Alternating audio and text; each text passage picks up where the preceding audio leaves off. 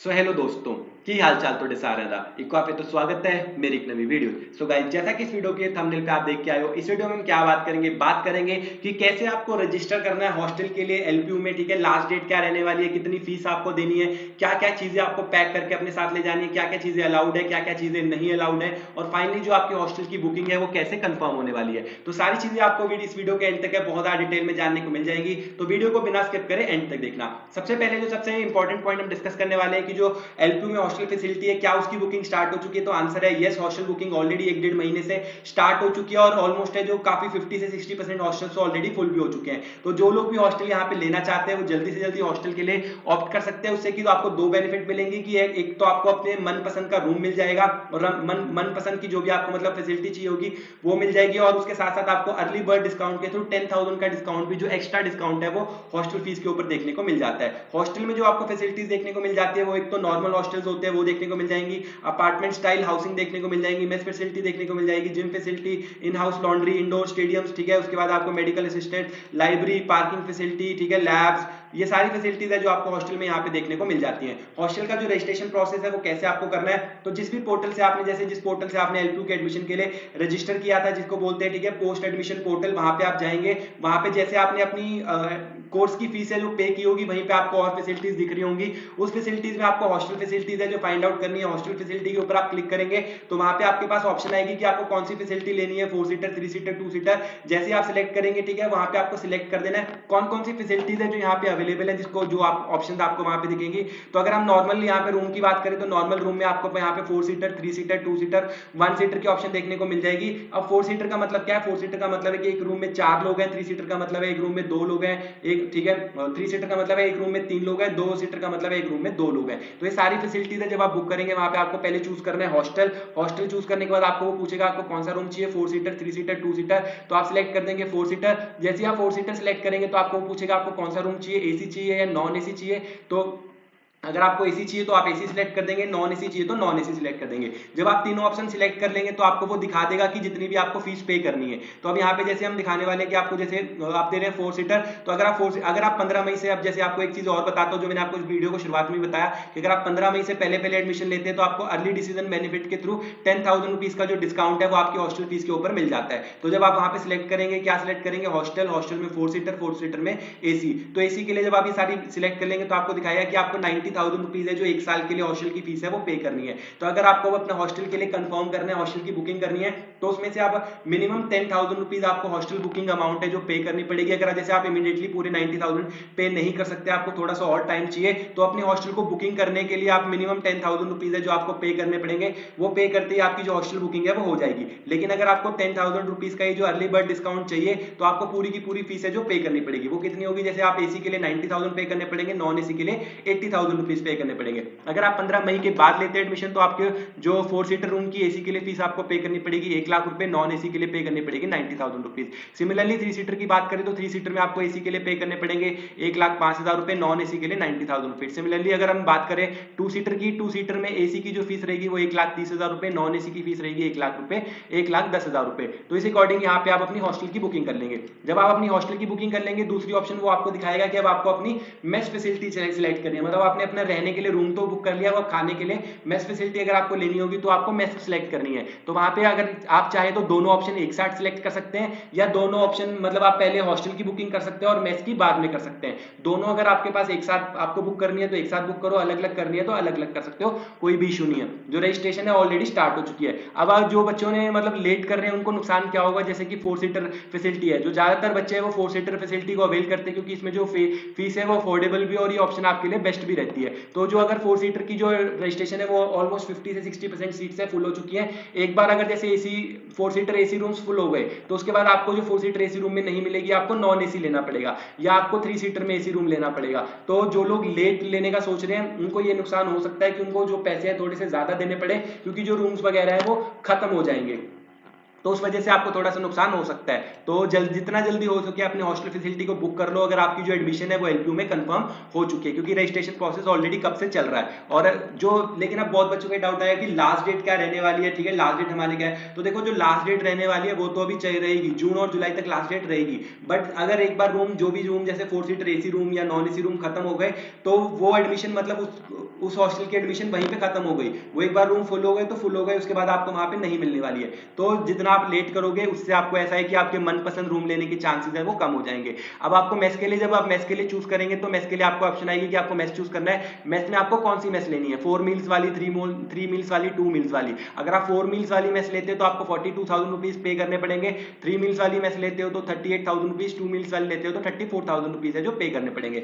वहां पे भी आप मेस के लिए भी पे करके मेस के लिए रजिस्टर कर सकते हो। मेस के ऊपर कोई ऐसा डिस्काउंट नहीं मिल रहा है तो आप मेस के लिए बाद में भी रजिस्टर कर सकते हो, कोई इशू नहीं है, ठीक है। जैसे एडमिशन के लास्ट तक भी आप मेस के लिए रजिस्टर कर सकते हो, लेकिन रजिस्ट्रेशन फैसिलिटी में अगर आपको डिस्काउंट चाहिए तो उसके लास्ट डेट 15 मई है, ठीक है। तो ये हो गया पूरा रजिस्ट्रेशन प्रोसेस, आपको कैसे करना है फिर से बता रहा हूँ। जो एलपीयू का पोस्ट एडमिशन पोर्टल है वहीं पे आपको लॉग इन करना है, अपना आईडी पासवर्ड डाल के लॉग इन करने के बाद वहां पे आपको दिख जाएगा पोस्ट एडमिशन, उसमें हॉस्टल की फैसिलिटी, हॉस्टल के ऊपर क्लिक करोगे, वहां पे हॉस्टल सिलेक्ट करोगे, मेस सिलेक्ट करोगे, ठीक है। 4 सीटर जो आपको रूम चाहिए वो 4 सीटर, 3 सीटर, 2 सीटर वो सिलेक्ट करोगे, एसी चाहिए, नॉन एसी चाहिए वो सिलेक्ट करोगे। सिलेक्ट करने के बाद आपको वो फाइनल फीस दिखा देगा, फिर वो फीस है जो आपको पे कर देनी है, या तो पूरी या जितनी मिनिमम अमाउंट वो दिखा रहा होगा वो पे करके आप अपनी हॉस्टल फैसिलिटी को बुक कर लेंगे, ठीक है। ये तो हो गया आपका हॉस्टल बुक। अब अगली चीज आती है कि यहाँ पे आपको हॉस्टल के लिए कौन सी जो चीजें अपने साथ ले जानी है। हॉस्टल में आपको क्या क्या चीजें मिलने वाली है, हॉस्टल में आपको बेड मिलेगी, अलमीरा मिलेगी, स्टडी टेबल मिलेगी, चेयर मिलेगा, और अगर आपने एसी लिया होगा तो एसी मिलेगा, अगर आपने नॉन एसी लिया होगा तो आपको कूलर मिलेगा रूम में।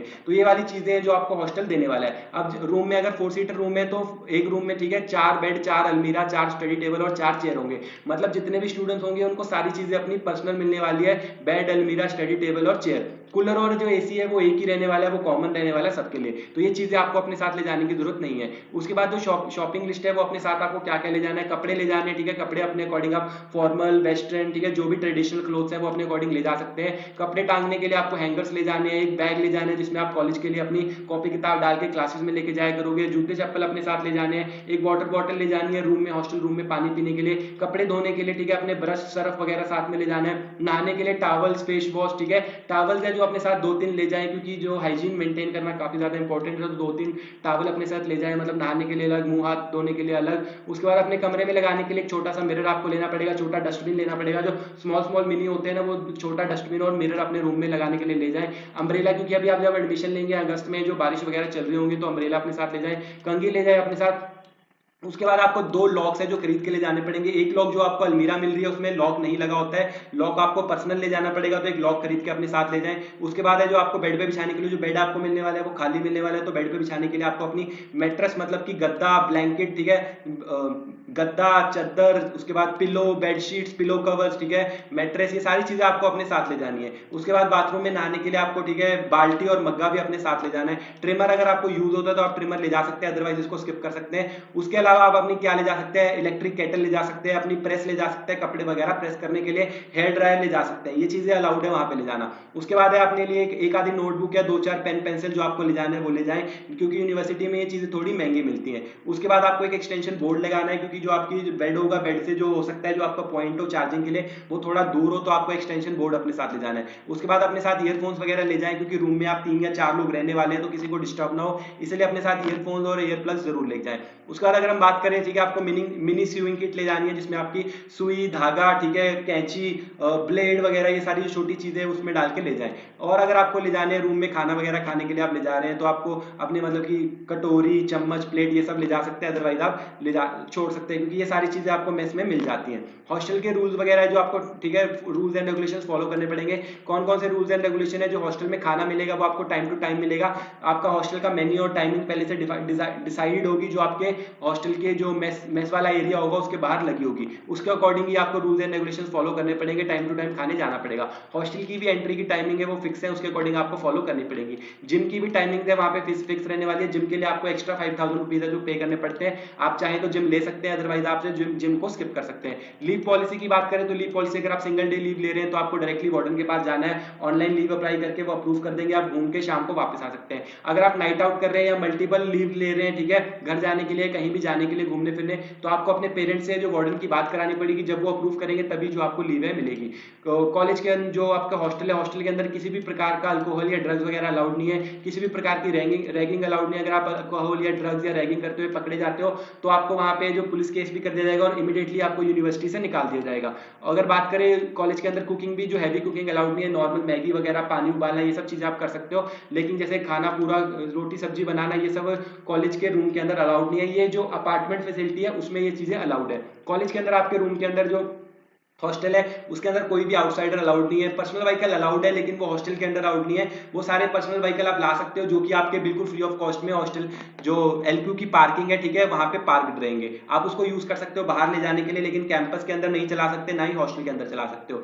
उसके अलावा जो एक्स्ट्रा फैसिलिटीज आपको मिल जाती है, laundry, gym, match, sports, common area, reading room, TV room, ये सारी एक्स्ट्रा फैसिलिटीज है जो आपको एलक्यू के हॉस्टल्स के अंदर ही देखने को मिल जाती है। लेकिन ये जो लॉन्ड्री, जिम, मैच और स्पोर्ट्स है, इन सब के लिए आपको एक्स्ट्रा से पे करना पड़ता है। तो जो फैसिलिटीज आपको इनमें से चाहिए उनके लिए आप एक्स्ट्रा पे करके इनको ऑप्ट कर सकते हो, अदरवाइज इनको आप छोड़ सकते हो।